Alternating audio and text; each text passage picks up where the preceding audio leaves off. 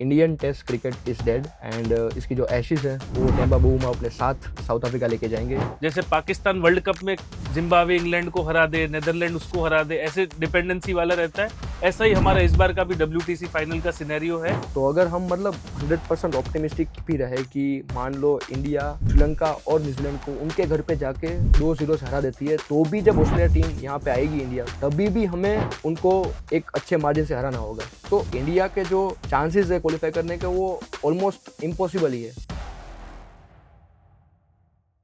Indian test cricket is dead and इसकी जो Ashes है वो टेम्बा बूमा अपने साथ साउथ अफ्रीका लेके जाएंगे। This was the first post that I read on Reddit after the match got finished. And कहीं ना कहीं ये बात सच भी है कि अगर हम इंडिया में ही हार रहे हैं, जहाँ पे हमारी स्ट्रेंथ थी, जहाँ पे कोई भी टीम आके हमको हरा नहीं सकती थी, और इंडिया को एक टैग भी दिया गया था, द फाइनल फ्रंटियर। मतलब कोई भी टीम हो जो इंडिया टूर कर रही है, उनके लिए एक सपना होता था कि यहाँ पे आके हम लोग मैच जीते और एक सीरीज जीते, जो बहुत सालों से बहुत सारे कैप्टन आके गए, लेकिन ये जो सपना था वो कभी इतना इजीली पूरा नहीं हुआ था जितना पिछले एक साल में हुआ है। पिछली बार न्यूजीलैंड आके यहाँ पे वाइट वॉश करके गई, हमारा साउथ अफ्रीका भी आके वाइट वॉश करके गई। So this looks true that test cricket यहाँ पे डेड हो चुका है। यस, आई मीन अगर यही तरीके की शेमलेसनेस हमारे कोच गौतम गंभीर से कंटिन्यू होगी, that he comes out in a press conference and tells us that he was able to draw a test series in England then win us Asia cup again. उनको तो ऐसा लग रहा है कि बाकी लोगों को फॉर्मेट का डिफरेंस नहीं पता चलता। एशिया कप में आप ओमान को हरा के क्रेडिट ले रहे हो। आप देखने जाओ तो एशिया कप में और competing with whom, Pakistan, Sri Lanka, Bangladesh, इन तीनों के अलावा टीम, उसके बाद भी आप क्रेडिट ले रहे हो for a white ball T20 tournament. आप ये बोल रहे हो कि मैंने ये जिताया है। आप चैंपियंस ट्रॉफी में भी आप पब्लिक को इतना तो पता चलता है ना कि टेस्ट अलग है, वाइट बॉल अलग है, उसके बाद आप क्रेडिट ले रहे हो। आप आपका टेस्ट का रिकॉर्ड होम पे देखो, अवे तो छोड़ ही दो। BGT हम हार के आए हैं, ठीक है, बहुत खराब तरीके से हार के आए। हम लोग जो पिछले 2 साल में हम जो जीते हैं वो बांग्लादेश के अगेंस्ट टेस्ट सीरीज जीते और वेस्ट इंडीज के अगेंस्ट टेस्ट सीरीज जीते। तो जो एक हमारा स्टेचर था that we were among top 2 top 3 test playing nations, वो स्टेचर नीचे आता जा रहा है। बिकॉज ये अचीवमेंट है, ये तो शायद श्रीलंका भी पुल ऑफ कर लेगा। एंड क्रेडिट वो इस बात का ले रहे हैं कि हम लोग नई टीम लेकर इंग्लैंड गए थे और वहाँ पे हमने 2 मैच जीत लिए, तो क्रेडिट स्पेशली उसी बात का ले रहे हैं। एंड सी अगेन, मेरा भी यहाँ पे थोड़ा पॉइंट ऑफ व्यू अलग भी है, that I can not blame Gautam गंभीर फॉर एवरीथिंग। लाइक आप सिर्फ गौतम गंभीर को ब्लेम नहीं कर सकते। हाँ, उनके डिसीजन होते हैं, वो he is the leader of the ship, तो उनके डिसीजन है जो ज़्यादातर अफेक्ट करेंगे टीम को। लेकिन अगर if you look at our team, वो भी कहीं कुछ मतलब कोई लग ही नहीं रहा है कि वो अच्छे से खेल रहा है। आप एक तरीके से देखो तो you need a settled dressing room. ठीक है, ट्रांजिशन से जा रहे हैं, लेकिन आप ये नहीं कर सकते कि आप साई सुदर्शन का एग्जांपल ले लो। उन्होंने वेस्ट इंडीज के लास्ट टेस्ट मैच में अच्छा खेला, चेन्नई टेस्ट मैच में वो ड्रॉप थे, कलकत्ता टेस्ट मैच में वो ड्रॉप थे। उसके बाद वॉशिंगटन सुंदर को वहां पे 3 खिलाया।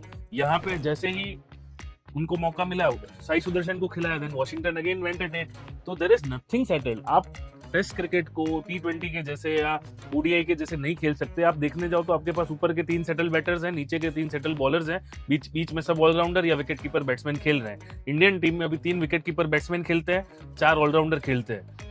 उसके अलावा 4 लोग बचे, वो 2 स्पेशलिस्ट है। 2 स्पेशलिस्ट बैटर है हमारे पास और 2 स्पेशलिस्ट बॉलर है। बट क्योंकि कुलदीप यादव ने भी उनका बैटिंग फॉर्म प्रूव कर दिया है, फर्स्ट इनिंग में सबसे ज्यादा गेंदें खेल के हमारे बैटिंग ऑर्डर में। मतलब बात वही है कि अगर कुलदीप यादव खेल सकते हैं 100%, तो हमारे जो प्योर बैटर्स हैं जो ऊपर बैटिंग करें वो क्यों नहीं खेल पा रहे हैं। एंड एक चीज आप देखो, आप कैसे बोल सकते हो प्योर बैटर्स है। आप हमारा टेस्ट लाइनअप अभी उठा के देख लो, आप कौन से प्लेयर से एक्सपेक्ट करते हो कि 150 रन मारेगा, except of KL Rahul and यशस्वी जायसवाल। बबूमा ने वही बताया प्रेस कॉन्फ्रेंस में दैट हमारे पास कोई ऐसे प्लेयर नहीं थे जो 150 रन मारेंगे, 200 रन मारेंगे, लेकिन हमारे पास 5 या 6 ऐसे प्लेयर थे जो 60-70 रन बना देंगे। एंड वही चीज़ हमें इंडिया के प्लेयर से चाहिए थी, जो मिली नहीं। हार्डली 2 हाफ सेंचुरीज लगाई है पूरे सीरीज में। हमने 4 मैच में हमारा सबसे ज़्यादा हाईएस्ट स्कोर टीम का था 201, जो इस मैच में बना है। मतलब 200 के पार भी नहीं जा रहे थे हम लोग।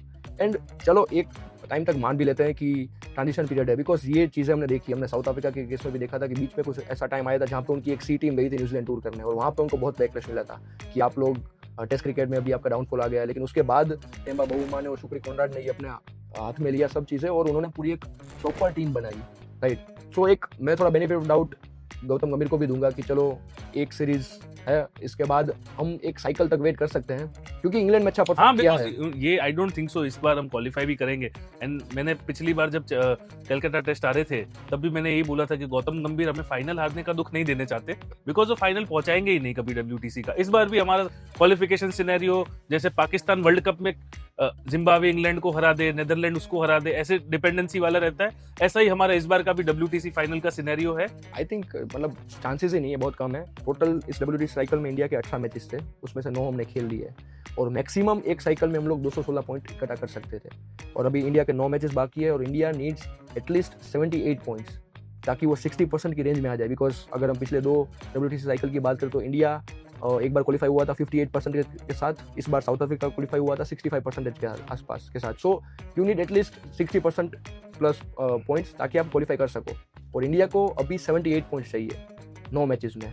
तो मतलब जो बेस्ट केस सिनेरियो है वो 2 है कि एक या तो इंडिया 6 मैचेस जीते इन 9 में से और 2 मैच ड्रॉ जाए, या तो फिर 9 में से 7 मैचेस जीत ले, फिर 2 चाहे हार जाए तो भी हाँ, कोई हार इशू नहीं जाए। है। तो उनका 78 प्लस पॉइंट हो जाएंगे और वो क्वालिफाई कर सकते हैं। एंड ये भी पॉसिबिलिटी है कि बाकी टीम्स अच्छा ना करे इतना, ये भी एक पॉसिबिलिटी के साथ आएगा। और इवन ये पॉसिबिलिटी में आप ये तो देखो आपको खेलना कहाँ पे है, आपको न्यूजीलैंड जाके खेलना है, वहां शायद नहीं जीते इंडिया 15 सालों में। 2 बार गई है लास्ट 2 टूर में, 2014 में 2-0 से हारे थे हम लोग और 2020 में 1-0 से। न्यूजीलैंड तो मतलब इनविंसिबल है हमारे लिए। हाँ, वो उसके fortress अलावा भी है। हमें जाना है श्रीलंका वहाँ पे सेट पिचेस होंगे। न्यूजीलैंड को नहीं जीतने देती, न्यूजीलैंड हमें हरा देती है, तो बाय दिस इक्वेशन मुझे नहीं लग रहा। और श्रीलंका बनाती है रैंक टर्नर, हाँ रैंक हम टर्नर यहाँ पे रैंक टर्नर नहीं खेल पा रहे, वहां पे कहाँ से खेल पाएंगे। और उनके पास स्पिनर्स भी और अच्छे उनके हैं। पास क्वालिटी स्पिनर्स हैं। और उसके अलावा भी हमें शायद ऑस्ट्रेलिया आएगी, ऑस्ट्रेलिया इंडिया आएगी, 5 मैच ठीक है, तो उनको तो आप व्हाइट वॉश कर लोगे, ऐसा तो दिख ही नहीं रहा। तो अगर हम मतलब 100% ऑप्टिमिस्टिक भी रहे कि मान लो इंडिया और श्रीलंका और न्यूजीलैंड को उनके घर पे जाके 2-0 से हरा देती है, तो भी जब ऑस्ट्रेलिया टीम यहाँ पे आएगी इंडिया में, तभी भी हमें उनको एक अच्छे मार्जिन से हराना होगा। 3 मैचेस जीतने होंगे मिनिमम उस सीरीज में भी। तो वो कहीं ना कहीं मतलब इम्पॉसिबल ही है, ऐसा ही लग रहा है। बहुत फार फेच दिख रहा है। और अगर अभी ये चीज अगर गौतम गंभीर एंड कंपनी अचीव कर लेते हैं तो नहीं, बट ये अचीव होगा तो भी इशू है, बिकॉज ऑस्ट्रेलिया अभी ड्रीम रन में है, राइट। वो 100% की रेट से जा रहे हैं, उन्होंने इस WTC साइकिल में एक भी मैच नहीं हारा है। प्लस आगे एशिज में भी लग रहा है कि वो इंग्लैंड उनको शायद एक मैच हरा पाएगी, बाकी ऑस्ट्रेलिया 5-0 से जीतेगी Ashes. Looking at the things जो अभी सिनेरियो है उस तरह से लग रहा है। उसके बाद ऑस्ट्रेलिया में टूर होगा न्यूजीलैंड का आई गेस, और वेस्ट इंडीज या बांग्लादेश का, और ऑस्ट्रेलिया अगेन वहाँ पे अपने घर पे तो इनविंसिबल है। तो न्यूजीलैंड छोड़ के उनको वेस्ट इंडीज और बांग्लादेश तो नहीं हरा ऑलमोस्ट ऑस्ट्रेलिया का जो विनिंग परसेंटेज है वो 80 के नीचे भी नहीं जाएगा। तो ऑस्ट्रेलिया इज कंफर्म कि वो क्वालिफाई होगी। उसके बाद आती है south Africa, right. South Africa India में आके हमको हरा के गई, अभी साउथ अफ्रीका होस्ट करेगी इंग्लैंड को और बांग्लादेश को शायद, और बांग्लादेश तो हरा नहीं पाएगी ऑब्वियसली साउथ अफ्रीका को। इंग्लैंड शायद थोड़ा बहुत कम्पीट करे, तो साउथ अफ्रीका भी ऑलमोस्ट बोल सकते हैं कि 1 साल पहले क्वालिफाई हो गई है, बिकॉज साउथ अफ्रीका का विनिंग परसेंटेज भी ऑलमोस्ट 70 के आसपास रहेगा। अगर कुछ अलग होता है कि इंग्लैंड वहाँ पे जाके साउथ अफ्रीका को हरा देती है या फिर बांग्लादेश अफ्रीका को हरा देती है, राइट, तो शायद चेंजेस हो सकते हैं, सिनेरियो चेंज हो सकता है। अदरवाइज इंडिया बाहर है, क्योंकि अभी इस WTC साइकिल में टोटल 71 मैचेस है और अभी 17 मैचेस ही कंप्लीट हुए हैं, तो 50 मैचेस बाकी है। तो मतलब काफ़ी सारी टीम्स, तो भी ये तो मैंने बात की सिर्फ ऑस्ट्रेलिया, साउथ अफ्रीका और इंडिया की, उसके अलावा भी काफ़ी टीम्स है, न्यूजीलैंड, श्रीलंका जो कंटेंडर है, पाकिस्तान WTC फाइनल में क्वालिफाई होने के लिए। सो इंडिया के जो चांसेस है क्वालिफाई करने के वो मतलब ऑलमोस्ट इम्पॉसिबल ही है।